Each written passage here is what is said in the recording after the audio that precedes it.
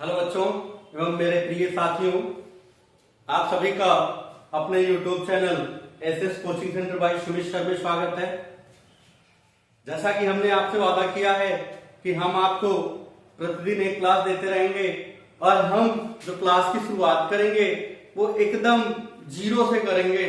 ये मान के चलते हैं कि पढ़ने वाला कुछ नहीं जानता है और हमने ये विश्वास भी दिलाया है आपको कि आप इस तरीके से पढ़ेंगे कि आप कुछ नहीं जानते तब भी आप बेटर तरीके से मैथ में नंबर लेके आएंगे। जो मैथ का भाग होगा उनमें आप बेटर तरीके से नंबर लेके आएंगे। उसी के क्रम में हम शुरुआत करते हैं और आज के सत्र में हमने बताया भी था कि भाई पहला टॉपिक हम संख्या पद्धति लेके आपको पढ़ाएंगे। तो संख्या पद्धति के बारे में हम सारा चर्चा विस्तृत रूप में करेंगे। आप मेरे साथ बने रहिएगा, कहीं जाइएगा नहीं। आज की क्लास बहुत मजेदार होगी और लास्ट तक हम आपको कुछ ऐसे इंपॉर्टेंट चीजें बता के जाएंगे जो आपको लगेगा नहीं ये थोड़ा सा कठिन है, जो हमें नहीं आता था आज आप जान जाएंगे। क्योंकि बहुत सारी चीजें ऐसी होती हैं कि नहीं हमें लगता है ये तो मुझे आ रहा है, ये तो बहुत आसान है, लेकिन भैया जब उसमें आप डीप में जाते हैं, गहराई में जाते हैं तो पता लगता है नहीं ये तो मुझे नई चीज मिल गई। तो आपको नई चीज भी मिलेगी। बस आप क्या करिएगा भैया, शुरू से अंत तक मेरे साथ बने रहिएगा और लगातार देखते रहिएगा। मिस नहीं करना है आपको पूरी क्लास को। अगर अच्छी चीजों को सीखना है, मैं आपको कुछ ट्रिक भी बताऊंगा, मैं आपको संख्याओं के बारे में बताऊंगा, मैं आपको विभाज्यता के नियम के बारे में भी बताऊंगा। तो ये सारी चीजें आज की क्लास में कवर होगा। तो आप मेरे साथ बने रहिएगा और हम लगातार यही प्रयासरत रहेंगे कि आपको जो चीजें नहीं आ रही है वो मैं आपको एकदम जीरो से स्टार्ट करके टॉप पे लेके जाऊं। और मेरा प्रयास यही रहेगा और आप इसमें सफल भी होंगे। बस आपको क्या करना है, मेरे साथ बने रहना है। अच्छा, अभी तक अगर आपने हमारे चैनल को नहीं सब्सक्राइब किया, सब्सक्राइब भी कर लेंगे, बेल आइकन भी प्रेस कर लेंगे, जिससे हमारे द्वारा डाले गए वीडियो का नोटिफिकेशन सबसे पहले आपको मिल सके। अब हम शुरुआत करते हैं आज की क्लास की। तो हमने क्या कहा भाई, ये जो क्लास होने जा रही है भैया ये सभी प्रतियोगी परीक्षाओं के लिए है। ऐसा नहीं है कि ये केवल यूपी कांस्टेबल के लिए है या टेट स्टेट के लिए है। भैया ये आप कोई भी प्रतियोगी परीक्षा देंगे ये सबके लिए है। तो हमने शुरुआत कहां से की भैया, संख्या पद्धति। हमने कहा हम संख्या पद्धति से शुरुआत करेंगे। तो संख्या पद्धति से शुरुआत करनी है तो हमें पहली चीज जाननी है संख्या क्या है। भाई संख्या किसे कहते हैं? तो संख्या को अगर हम देखें तो इन्हें दो भागों में बांटा जाता है। एक क्या होता है, काल्पनिक संख्याएं, एक होता है भैया वास्तविक संख्याएं। यहाँ पे हमने क्या किया है भैया, चार्ट के रूप में बनाया है और यहाँ पे क्या किया, इन्हें परिभाषित करके हमने समझाया है। तो इसके बाद हम और चीजों को परिभाषित करेंगे और विभाज्यता के नियम को भी सीखेंगे। तो हम शुरुआत करते हैं भाई संख्या क्या।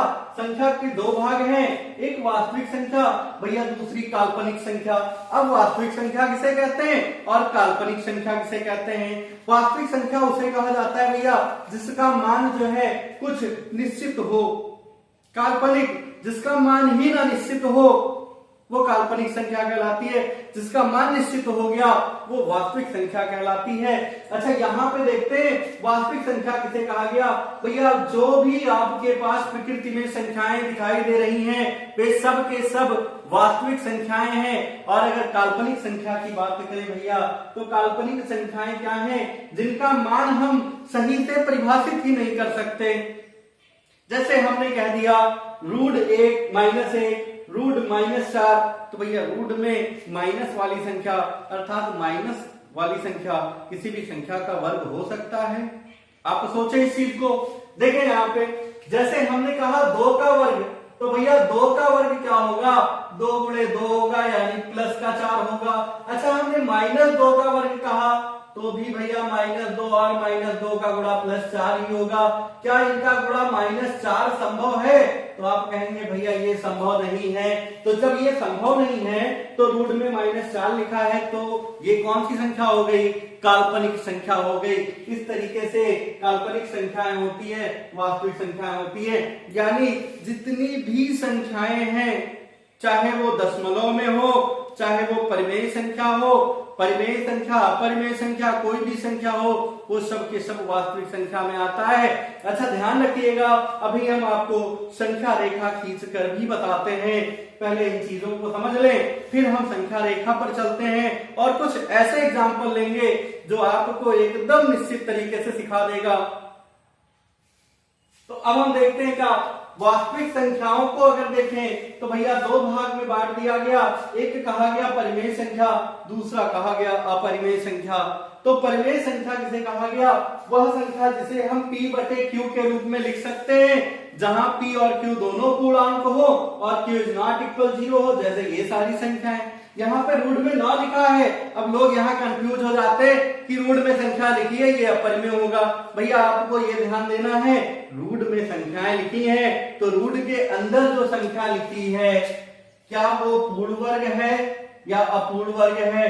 जैसे रूट 9 लिखा गया, हमने रूट 5 लिख दिया, तो भैया रूट 5 तो अपरिमेय हो गया, लेकिन रूट 9 परिमेय होगा, क्योंकि 9 को आप 3 गुणा 3 लिख सकते हो और जोड़ा बन के बाहर आएगा भैया 3 हो गया, यानी ये परिमेय संख्या हो गई। तो रूट के अंदर लिखी हुई संख्याओं को आप वर्गमूल करोगे, यदि वह पूर्ण वर्ग है तो वह परिमेय संख्या होगा। तो ऐसा नहीं है कि रूट में लिखा है तो वो अपरिमेय ही होगा।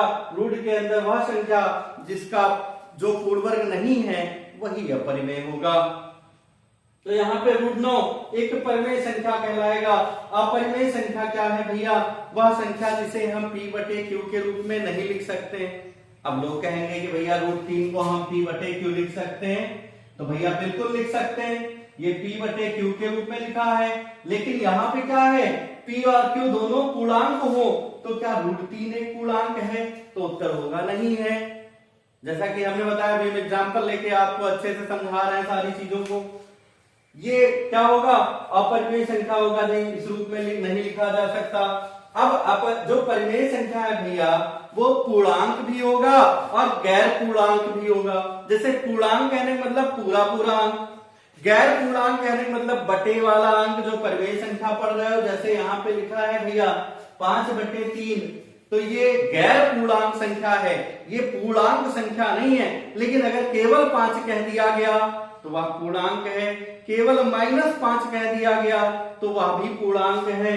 तो गैर पूर्णांक संख्या वह संख्या है जो क्या है भाई? बटे के रूप में लिखा है, यानी जिसे हम पूर्णतः विभाजित नहीं कर सकते। अच्छा यहाँ पे देखेंगे पूर्णांक को, तो पूर्णांक में क्या आता है भैया? पूर्ण संख्याएं और ऋणात्मक संख्याएं आती हैं।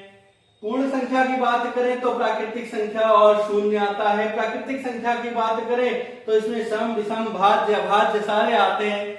अच्छा ऋणात्मक सम संख्या भी होती है, तो अब यहाँ पे ऋणात्मक भी हो सकता है, क्योंकि यहाँ पे पूर्ण संख्या, ये पूर्ण संख्या जो पूर्णांक है उसे क्या कहेंगे भाई? माइनस वाला भी आएगा, प्लस वाला भी आएगा। अच्छा इसे आप क्या करें, इस चार्ट को आप नोट कर लें, फिर इसकी जगह पे हम इसे आपको संख्या रेखा बनाकर समझाते हैं। तो इन्हें आप नोट कर लें, उसके बाद हम चलते हैं किस पे? संख्या रेखा पर, और एग्जाम्पल सहित आपको समझाते हैं जो आपको बहुत बेटर तरीके से समझ में आएगा।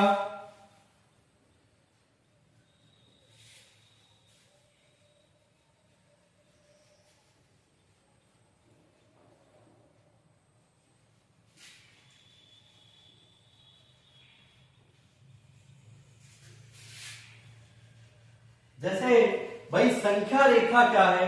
जैसे आप एग्जाम्पल के लिए एक चीज करें, हम अगर बिल्कुल सिंपल बात में करें कि हमारे हाथ में ये क्या है? मार्कर है, इन्हें हम गिन सकते हैं भैया, गिन सकते हैं। तो ये कितना हुआ है? 1 2 3, ऐसे अगर और हमारे पास है 3 4 5 गिन लेंगे। तो जो गिनने वाली संख्या है भैया वो प्राकृतिक संख्या है जिसकी हम गिनती कर सकें। 1 2, 3, 4 ऐसे करके अगर हम बढ़ते जाएंगे तो ऐसे संख्याएं लिखी जा सकती हैं। इधर -1, -2, -3, -4, -5 और ऐसे ये भी बढ़ता जाएगा। अच्छा, अब हमने क्या कहा कि जिसकी हम गिनती कर सकते हैं वो क्या है भैया? प्राकृतिक संख्या है। यहां पे देखेंगे प्राकृतिक संख्या के बारे में नहीं लिखा गया, तो प्राकृतिक संख्या क्या है? जो गिनने में सहायक हो। नहीं लिखा हुआ है प्राकृतिक संख्या। प्राकृतिक संख्या क्या है? सभी धनात्मक संख्याएं, यानी गणना योग्य संख्याएं। धनात्मक तो है ही, उसके साथ साथ भैया क्या है? गणना योग्य है, अर्थात जिसकी हम गिनती कर सकते हैं, वो क्या है भैया? प्राकृतिक संख्या है। तो जैसे हमने कहा क्या कि आप मान लीजिए कहीं गए हैं खेतों में जहां पे पेड़ बहुत सारे लगे हैं, वहां पे कहा गया भैया इस खेत में कितने पेड़ लगे हैं, तो आप गिनती कर लेंगे, कहेंगे 25 पेड़ हैं, 28 पेड़ हैं, 18 पेड़ हैं, 20 पेड़ हैं, जितनी भी है आप गिनती कर लेंगे।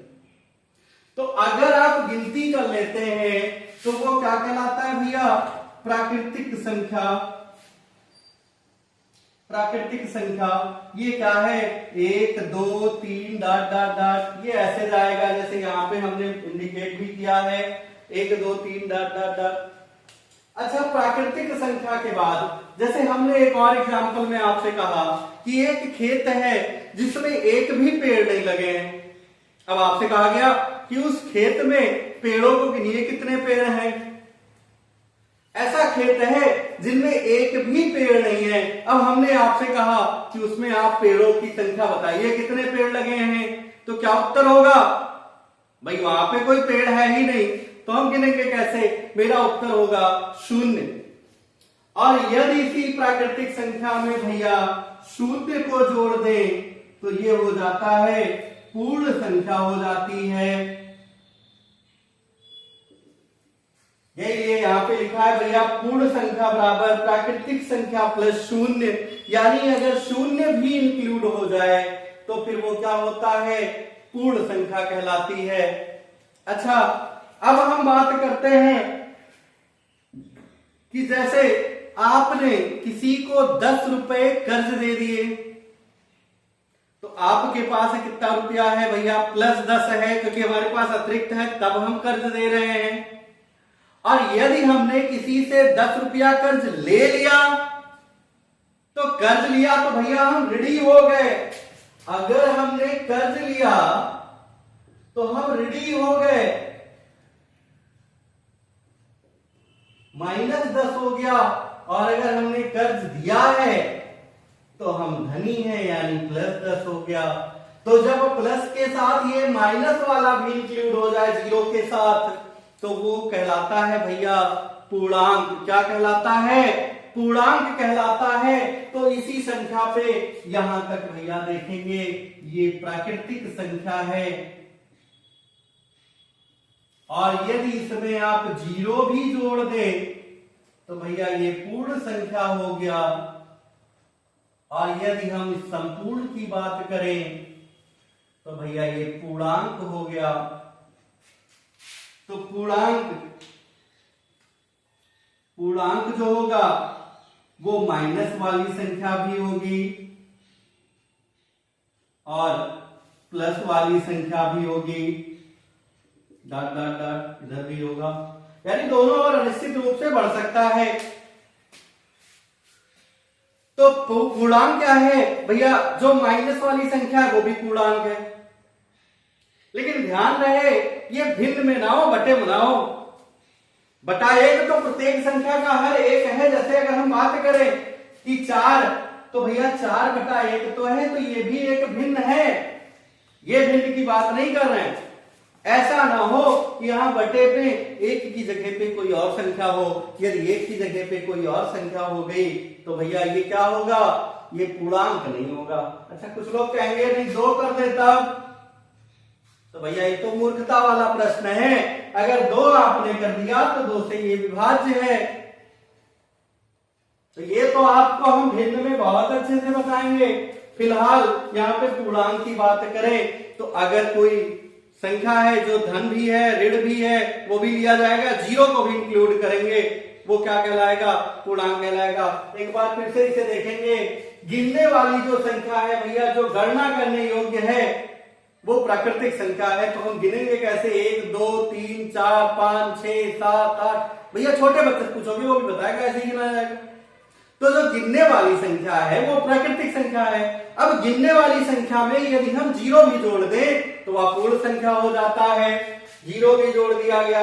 अब उसके बाद क्या है भैया, ऐसे माइनस वाले की ओर चले जाओ, क्या संख्या रेखा बनाई है, ये माइनस वाले की ओर चले जाओ और माइनस वाला भी ले लो, 0 1 2 3 5, ये पूर्ण संख्या तो ले ही लो।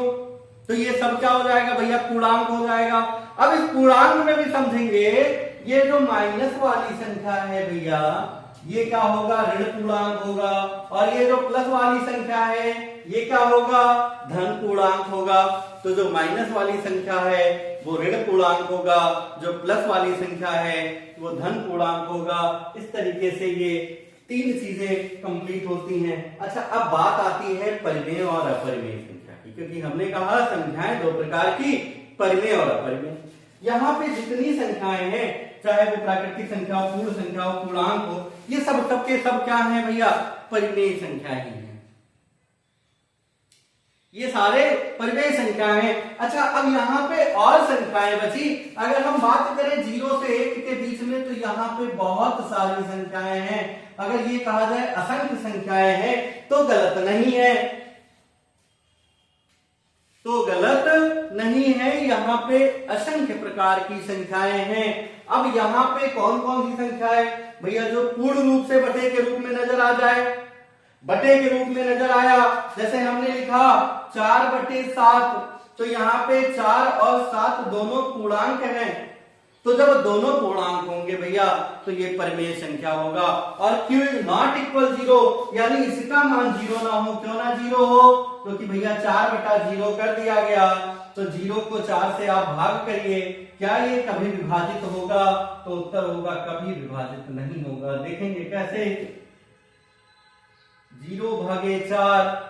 अब 0 का पढ़ा कितनी बार पढ़ ले भैया कि यहाँ पे 4 आ जाए, यहाँ पे 4 कदापि नहीं आएगा। अब चाहे जितनी बार पहाड़ा पढ़ेंगे, यहाँ पे हमेशा 0 आना है और ये 4 रिमाइंडर हमेशा आता रहेगा।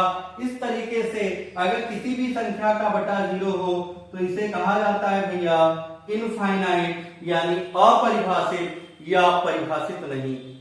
ऐसे शब्द के लिए प्रयोग करते हैं जहां बटे में 0 हो। तो यहां ध्यान रखना, ये वाली संख्या 0 ना हो भैया, तो ये क्या हो जाएगा, परिमेय संख्या हो जाएगा, और ये दोनों पूर्णांक हो। तो अब हम बात करते हैं, यहाँ पे जितनी भी बटे वाली संख्याएं मिल रही हैं इनके बीचों में, वे सब के सब परिमेय संख्या है। तो अब अपरिमेय संख्या बच गया। अब अपरिमेय संख्या कहाँ होता है भैया, अपरिमेय संख्या भी इसी पर होता है। अपरिमेय संख्या में क्या होता है भैया, √2 दिखाना है, तो √2 क्या करते हैं, यहाँ से 1, यहाँ से 1, और फिर ऐसे सर्कल लेके घुमाते हैं। ये 9th के सिलेबस में है। फिलहाल इसे संख्या रेखा पर प्रदर्शित करने की कोई आवश्यकता नहीं है। तो सिंपल बात आप ध्यान रखेंगे, रूट में लिखी हुई संख्याएं जो पूर्ण वर्ग नहीं है अपरिमेय संख्या कहलाती है। अब उसके बाद हम चलते हैं भैया सम संख्या और विषम संख्या, भाज्य और अभाज्य पे। बहुत सिंपल बात है, इन्हें केवल समझेंगे और कुछ नहीं करना है। अगर सम संख्या की भैया बात करें तो सम संख्या वह संख्या है जो 2 से विभाज्य हो। सम संख्या क्या है भैया, वह संख्या जो 2 से विभाज्य हो सम संख्या कहलाती है। जैसे हमने लिख दिया 12, 28, 42 आदि, ये 2 से पूर्णतः विभाज्य हैं। अगर विषम की बात करें तो वह संख्या जो 2 से विभाज्य नहीं है, जैसे 1, 5, 13 आदि। अब अगर भाज्य की बात करें तो भाज्य संख्या किसे कहते हैं, तो यहां देखेंगे भाज्य के बारे में कुछ चीजें समझनी आवश्यक है। और अभाज्य, भाज्य और अभाज्य भैया अभाज्य क्या है? अभाज्य संख्या वह संख्या है जो स्वयं के अतिरिक्त, स्वयं और एक के अतिरिक्त किसी अन्य संख्या से ना विभाजित हो। स्वयं और एक के अतिरिक्त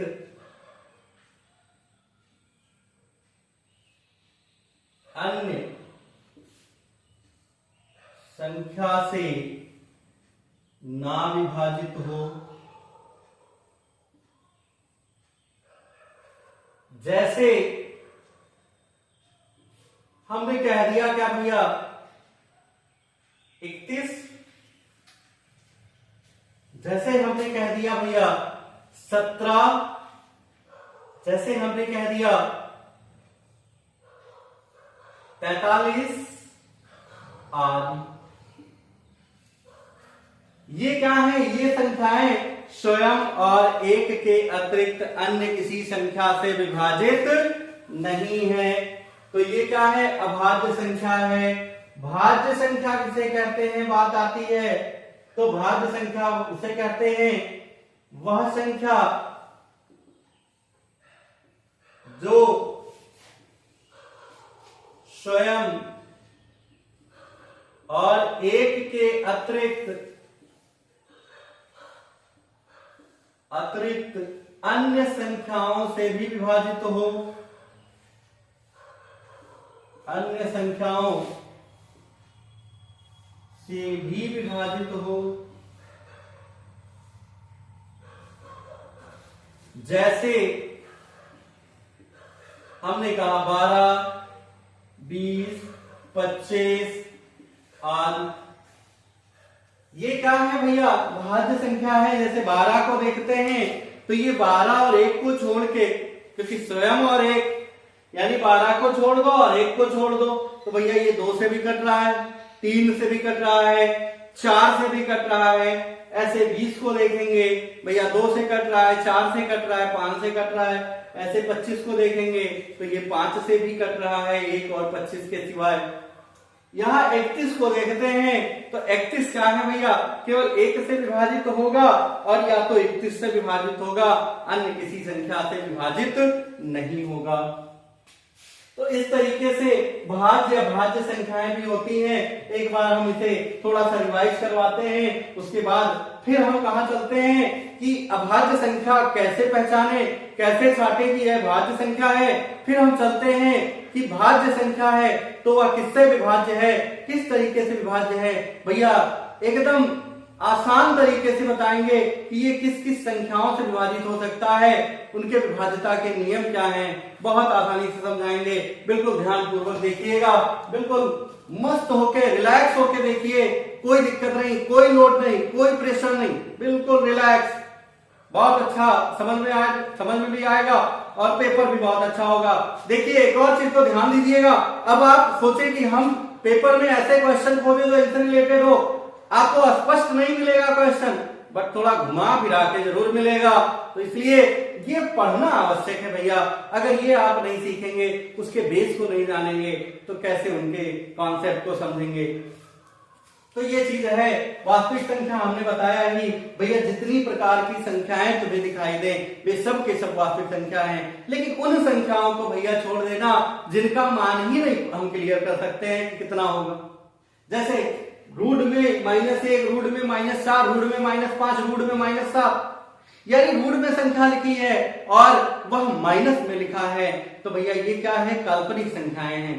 तो इन संख्याओं को छोड़ के परिमेय संख्या, वास्तविक संख्या, परिमेय संख्या, अपरिमेय संख्या के रूप में होती है। वो हमने आपको बता ही दिया कि भाई बटे के रूप में लिखा हो जहां p और q दोनों पूर्णांक हो और q इज नॉट इक्वल 0 हो। क्यों? क्योंकि अभी हमने यहाँ पे लिख के बताया था कि यदि q का मान 0 हो गया तो वह अपरिभाषित कहलाता है। और अपरिमेय संख्या जिसे इस रूप में न व्यक्त कर सके, पूर्णांक और प्राकृतिक संख्या और पूर्ण संख्या, ये भैया मैंने यहाँ पे बहुत अच्छे से आपको समझा दिया कि आप जिसे गिन सकते हैं वो प्राकृतिक संख्या है। गिनने वाले में 0 को भी ऐड कर दें। जैसे हमने कहा था भाई खेत में कोई पेड़ ही नहीं है, गिन के बताइए, आप क्या उत्तर देंगे? भैया एक भी पेड़ नहीं है, यानी 0। तो जहां हम गिन ही ना सके वहां क्या हो गया? 0 हो गया। तो जीरो भी इंक्लूड कर लिए भैया, पूर्ण संख्या हो गया। अब हमने क्या कहा भाई, कोई कर्जा है, कोई कर्ज ले रखा है, कोई कर्ज दे रखा है, तो देने वाला धनी है और जो कर्ज ले रखा है वो ऋणी है। तो जहां पे धन और ऋण दोनों आ जाए वो क्या है भैया, पूर्णांक है। और ऋण वाली जो संख्या है वो क्या कहलाती है, ऋण पूर्णांक कहलाता है। और जो धन वाली संख्या है वो धन पूर्णांक कहलाता है। इस तरीके से ये इतनी चीजें कंप्लीट होती हैं। आप इन्हें नोट भी कर सकते हैं और बाकायदा समझ भी सकते हैं।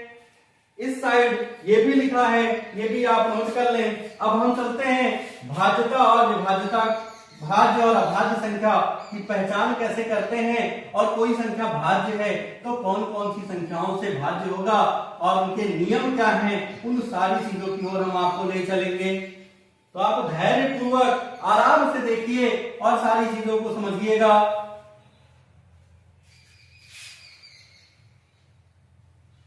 अच्छा, यहां हम बात करते हैं अभाज्यता की, कि कोई संख्या अभाज्य है उसे हम कैसे पहचाने।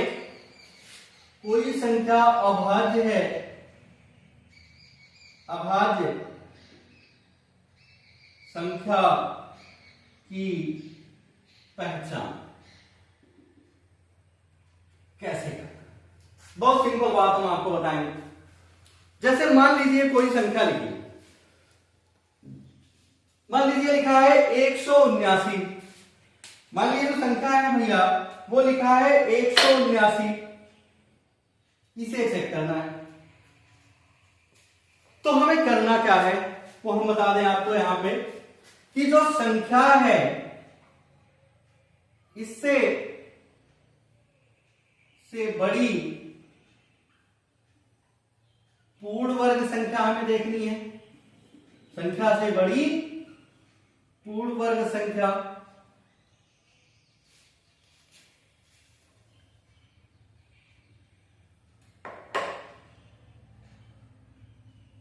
की पहचान करनी है। और दूसरी बात क्या करनी है, वर्ग वाली संख्या का अभाज्य गुणनखंड करना है भैया। वर्ग वाली संख्या का अभाज्य गुणनखंड करना है और फिर उन संख्याओं से, उन अभाज्य खंडों से विभाज्यता की जांच करनी है, विभाज्यता की जांच करनी है। देखो एक चीज होता है क्या, कि जो चीजें लिखी होती हैं वो उतनी अच्छे तरीके से नहीं समझ में आती, क्योंकि अगर लिखी हुई चीजें समझ में आती तो हर कोई केवल बुक का सहारा लेता और सारी चीजों को जान जाता। तो केवल लिखी हुई चीजें नहीं समझ में आती है। तो यहाँ लिखा है, अभी आपको बड़ा अजीब लग रहा होगा, पता नहीं क्या लिखा है, नहीं समझ में आ रहा। हम बता रहे हैं, एग्जाम्पल पे समझा रहे हैं, ध्यान से देखिएगा। क्या है, संख्या से बड़ी पूर्ण वर्ग संख्या की पहचान करते हैं। तो यहाँ पे भैया क्या लिखा है, 179 लिखा है। अच्छा, 179 के नजदीक पूर्ण वर्ग संख्या क्या है, तो इससे बड़ा भैया 196 है। 196 पूर्ण वर्ग है, कौन सी संख्या का वर्ग है, 14 का वर्ग है। ये करना है आपको, क्या करना है, संख्या से बड़ी पूर्ण वर्ग संख्या की पहचान करनी है। तो 179 से बड़ा भैया 196 पूर्ण वर्ग है, वो किसका पूर्ण वर्ग है, 14 का पूर्ण वर्ग है। दूसरी बात क्या कही, वर्ग वाली संख्या का अभाज्य गुणनखंड करना है। अब दूसरे स्टेप में भैया 14 का अभाज्य गुणनखंड क्या होगा, 2 गुणे 7 होगा, 2 गुणे 7 होगा। अच्छा, अब 2 गुणे 7 हुआ। अब 2 और 7 यहां पे क्या लिखा, अभाज्य गुणनखंड, वर्ग वाली संख्या का अभाज्य गुणनखंड करते हैं, उन अभाज्य खंडों से विभाज्यता की जांच करनी है। अब बताइए, क्या ये 2 से कट रहा है, तो उत्तर होगा नहीं कट रहा है, क्योंकि 2 से तब कटेगा जब इकाई का अंक 2 से कट रहा हो। तो इकाई का अंक भैया 9 लिखा है, अब 9 2 से नहीं कटेगा, यानी ये संख्या 2 से नहीं कटेगी। अच्छा, 7 से कटने का, 7 से विभाज्यता का नियम भी हम बता रहे हैं आपको, बहुत आसान है, बहुत आसानी से आप 7 से विभाज्यता का नियम सीखेंगे। तो 7 से ये विभाज्य है। अब अच्छा चेक करने के लिए 7 दूनी 14, 3 बचा, 3 और 39। भैया 7 के पहाड़े में 39 नहीं आता, ये 7 से भी नहीं कटेगा। अतः 179 अभाज्य संख्या है, 179 अभाज्य संख्या है। अच्छा, अभी हमने अभाज्य संख्या के बारे में अगर चर्चा किया था, तो अगर हम बात करें कि सबसे छोटी अभाज्य संख्या क्या है, तो सबसे छोटी भैया अभाज्य संख्या 2 है, ये आपको ध्यान रखना है। और अगर सहअभाज्य की बात करें, जिसे हम ध्यान से हट गया था मेरे, तो सहअभाज्य संख्या किसे कहते हैं भैया, जब दो संख्याओं का HCF 1 हो, यानी दो संख्याओं का महत्तम समापवर्त 1 हो, तो उसे सहअभाज्य संख्या कहते हैं। अगर हम बात करें सबसे छोटी सहअभाज्य संख्या की, तो भैया वो 2 होता है। बहुत लोग कंफ्यूज हो जाते हैं, 2 को सबसे छोटी सहअभाज्य संख्या 1 है, बहुत लोग कंफ्यूज होते हैं। सबसे छोटी अभाज्य संख्या की बात आती है तो वो बता देते हैं 1 है, लेकिन सबसे छोटी अभाज्य संख्या भैया 1 नहीं है, सबसे छोटी अभाज्य संख्या 2 है। 1 क्या है? 1 सहअभाज्य संख्या है। अच्छा, इस तरीके से हम अब आगे की ओर बढ़ते हैं।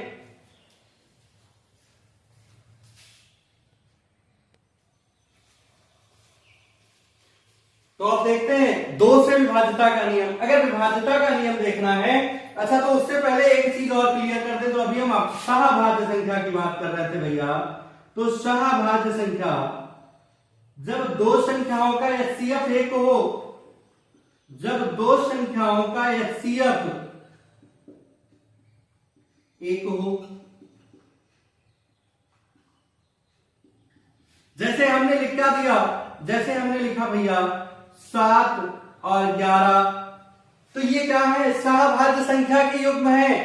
जैसे हमने लिखा क्या 3 और 5, तो ये सहअभाज्य संख्या के युग्म है। लेकिन अगर ये कहा जाए सबसे छोटी सहअभाज्य संख्या, तो भैया वह 1 होता है।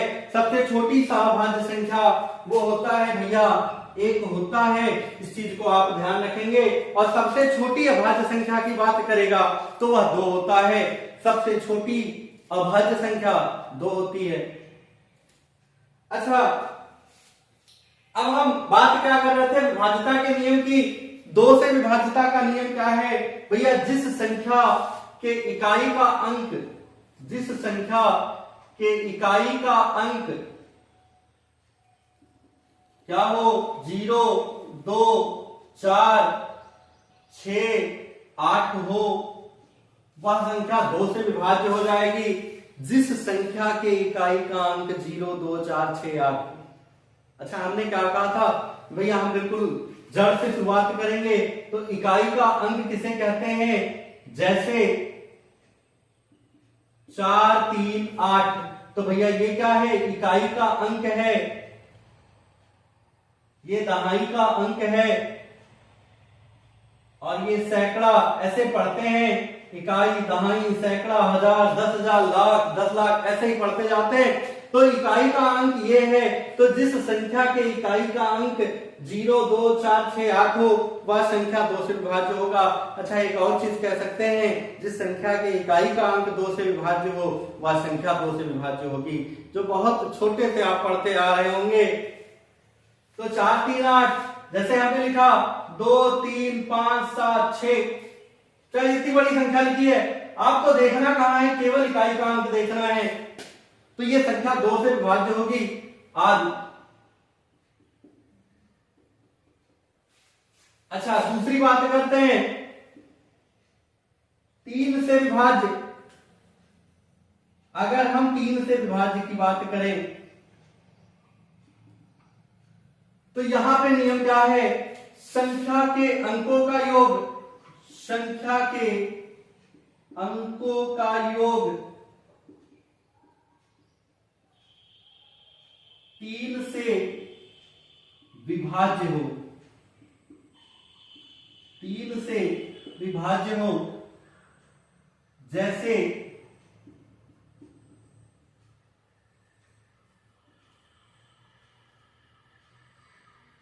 आदि।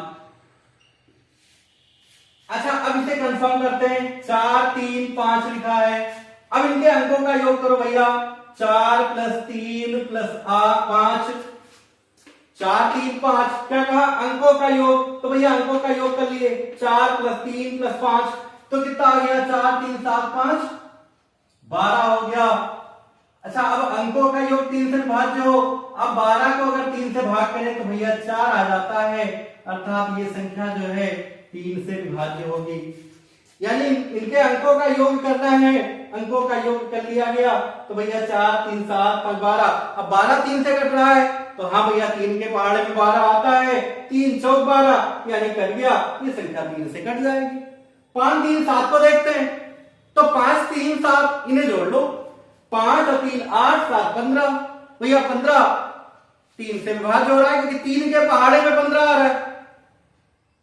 तो इस तरीके से ये संख्या क्या है? 3 से विभाज्य है। अच्छा, 3 के बाद जो बात आती है भैया वो 5 की आती है, जो बहुत सिंपल बात है। 5 से विभाज्य।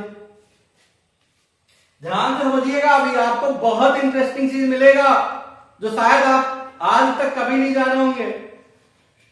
5 से विभाज्य संख्या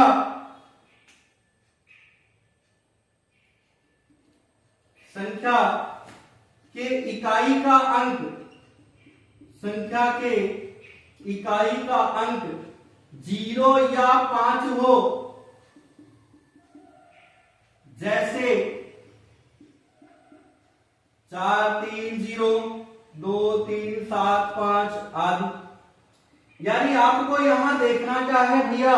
इकाई का अंक कितना है। जैसे यहाँ पे आप इकाई का अंक देख रहे थे, तो यहाँ पे भी इकाई का ही अंक खोजना है। इकाई का अंक 0 या 5 होगा तो संख्या 5 से कट जाएगी, या 5 से भाग देके देखे पूर्णतः कटेगा। अच्छा, अब देखते हैं 7 से विभाज्यता का नियम। क्योंकि अभाज्य संख्या का ही पढ़ना है। अभाज्य का यदि विभाज्यता जानते हो तो भाज्य का विभाज्यता ऑटोमेटिक हो गया। जैसे यहां तक हम देखें तो 2 के बारे में हमने जाना, 3 के बारे में हमने जाना, तो 4 का ऑटोमेटिक हो गया क्योंकि 4 2 से विभाज्य है। 6 की बात करें, 5 के बाद हमने 6 को छोड़ा तो 6 के विभाज्यता में भैया 2 8 3 वाले नियम स्वतः लग जाएंगे। तो हमें भाज्य वाले नियम जानने की कोई आवश्यकता नहीं है, हमें सीखना इसका है, अभाज्य संख्याओं का सीखना है। अच्छा, 7 से क्या है? यहां पे एक प्रक्रिया है, उस प्रक्रिया को समझेंगे कैसे? संख्या माइनस संख्या में से क्या करना है भैया? इकाई के अंक का दुगना करना है और संख्या के इकाई का अंक 2 गुना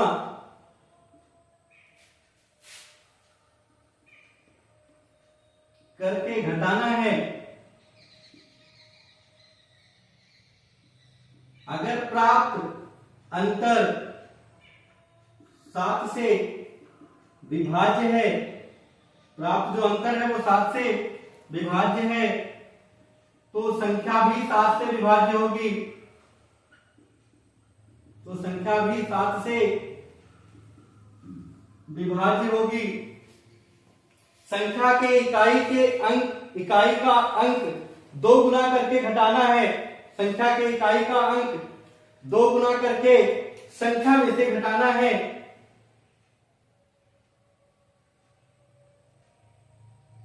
अच्छा, इसे समझेंगे कैसे? इसे आप नोट कर लेंगे। तो अब इसे समझते कैसे हैं, यहां देखें, क्योंकि वहां शायद हम बहुत नीचे पहुंच गए हैं।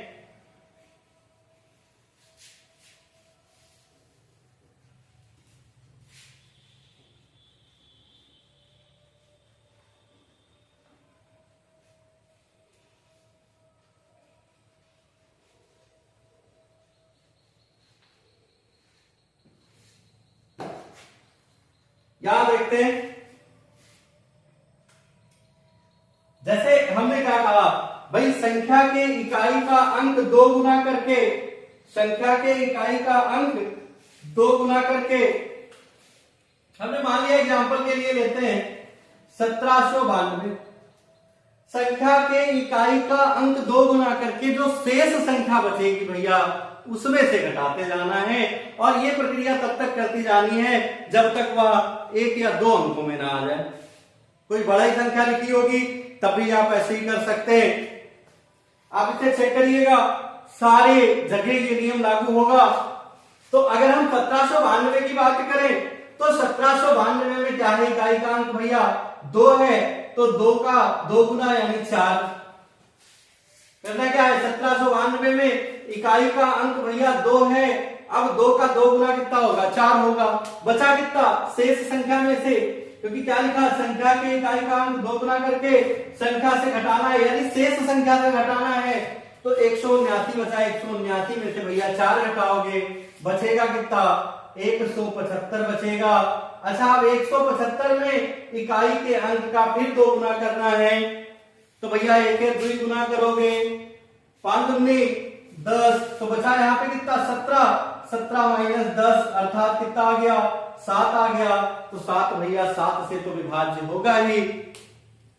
अच्छा, इसी तरीके से तो हम लेते हैं दूसरा एग्जांपल, भाई चेक करते हैं, ऐसा तो नहीं है कि ये बस एक ही पे लागू होता है।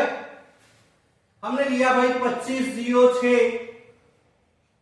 अब 2506 लिया गया, यहां हमने क्या बताया भैया, यहां पे हमने बताया क्या, सिंपल बात, इकाई के अंक का आप 2 गुना करें और शेष संख्या में से घटाते जाएं। ये एक प्रक्रिया है, और ये प्रक्रिया आपको तब तक करनी है जब तक ये 7 से विभाज्य होने वाली संख्या में न नजर आ जाए।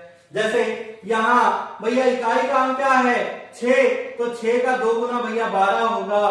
12 किसमें से घटाएंगे, जो बची संख्या है, यानी 250 में से बचेगा कितना भैया, कहेंगे 38, 238 बचेगा।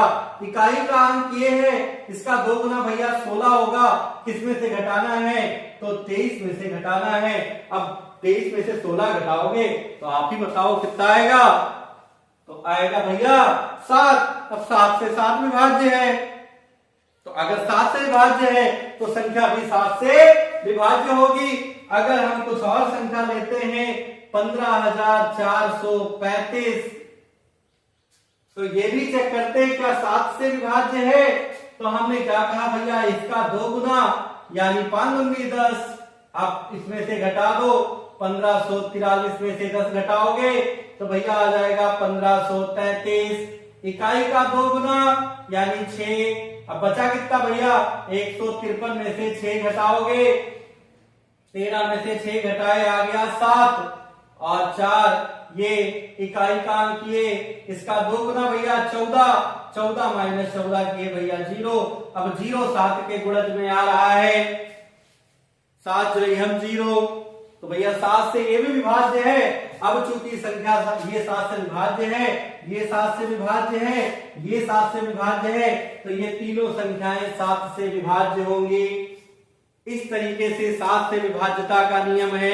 एक बार फिर से बात को मेरी समझ लें, जो संख्या लिखी है उसके इकाई के अंक का 2 गुना करें, इकाई के अंक का 2 गुना करें, शेष संख्या में से घटा दें, फिर जो बचा यहां भी फिर वही प्रक्रिया, इकाई के अंक का 2 गुना शेष संख्या में से घटा दो, फिर यहाँ पे वही प्रक्रिया कर सकते हैं। अगर नहीं कंप्लीट हो रहा है, फिलहाल यहाँ कंप्लीट हो गया, जहां ना कंप्लीट हो वहां पे यही प्रक्रिया को लगातार चलाते रहते हैं और 7 से विभाज्यता का नियम पता हो जाता है। अच्छा, इस तरीके से अब हम चलते हैं 11 से विभाज्यता के नियम पे कि भैया संख्या 11 से कैसे विभाज्य होगी। 11 से विभाज्य,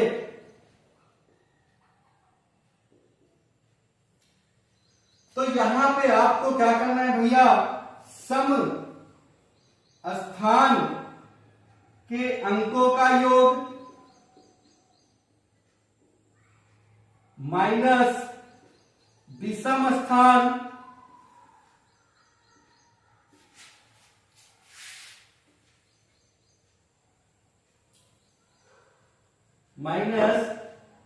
स्थान के अंकों का योग। ये जो है भैया 11 से विभाजित हो तो संख्या 11 से विभाजित हो जाएगी। सम स्थान के अंकों का योग माइनस विषम स्थान के अंकों का योग, यहाँ पे जो अंतर आ रहा है इनका, अगर ये 11 से विभाज्य है तो संख्या 11 से विभाज्य होगी। तो देखेंगे, एग्जाम्पल के लिए लेते हैं। तो यहाँ पे एग्जाम्पल इसका क्या होगा भैया, एक संख्या जो छोटी संख्या है वो ध्यान है कितना भैया, 1331, जो 11 का घन है। अब यहाँ पे विषम स्थान क्या है, ये है 1 और 3, तो विषम स्थान या सम स्थान, तो यहाँ पे ये क्या है, विषम स्थान है और ये क्या है, सम स्थान है, और ये क्या है भैया, विषम स्थान है। तो यहाँ पे सम स्थान के अंकों का योग कितना है, 1 + 3 माइनस अंतर कितना है, ये भी 1 + 3, तो भैया 4 - 4 अर्थात 0 आ गया, और 0 क्या है, 11 से विभाज्य है, तो संख्या 11 से विभाज्य होगी। इस तरीके से आपको करना है। दूसरी एक और संख्या लेते हैं, 14883, 14883 चेक कर लेते हैं।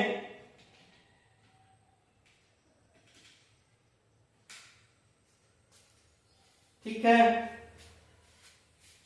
14883, यहां पे क्या है, यहां पे भैया ये विषम स्थान है 1, 8 और 3, और ये क्या है भैया, सम स्थान है, तो सम स्थान के अंकों का योग 4 + 8, विषम स्थान के अंकों का योग 3 + 8 + 1 अर्थात 12 - 12 अर्थात 0 आ गया, तो 0 भैया 11 से विभाज्य है, यानी ये संख्या भी 11 से विभाज्य होगी। तो आपको क्या करना है, सम स्थान और विषम स्थान के अंकों का अंतर करना है, इनका योग करके फिर अंतर करना है। यदि वह 11 से विभाज्य है, संख्या 11 से विभाज्य होगी। अच्छा, एक आपको हम महत्वपूर्ण चीज को नोट करवाते हैं, आप ध्यान दीजिएगा और ध्यान से समझिएगा, बहुत आवश्यक है और प्रतियोगी परीक्षाओं में अब बहुत पूछा जाता है। थोड़ा सा ध्यान देके इन्हें ध्यान देंगे।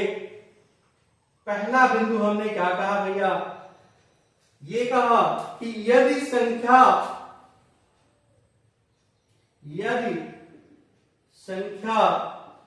AB और AB के रूप में है तो वह 101 से विभाजित होगा। बहुत आराम से समझेंगे। यदि संख्या AB और AB के रूप में है, जैसे हमने लिखा क्या भैया, 71 और 71। AB कहने का मतलब क्या है, पहली वाली जो दूसरी वाली संख्या है, ये अगर A हो गया, ये B हो गया, तो फिर अगला भी AB ही है, यानी सेम दो अंक समान लिखे हैं। तो ये क्या है, ये 101 से विभाजित होगा। आप चेक करके देख सकते हैं। अच्छा, अब यहां पे इत्तेफाक नहीं है कि 71 ही 101 से विभाजित होगा। आप कोई भी संख्या लिखें, आपने लिखा 93, ये भी 101 से विभाजित होगा। आप लिखे 67, ये भी 101 से विभाजित होगा। आपने लिखा 43, भैया ये भी 101 से विभाजित होगा। आप भाग करके देख सकते हैं। यदि समान संख्याएं रिपीट हो रही हैं तो वह 101 से विभाजित होंगी। अच्छा, अब दूसरा एक और क्या है, दूसरी बिंदु को ध्यान रखेंगे। यदि संख्या ABC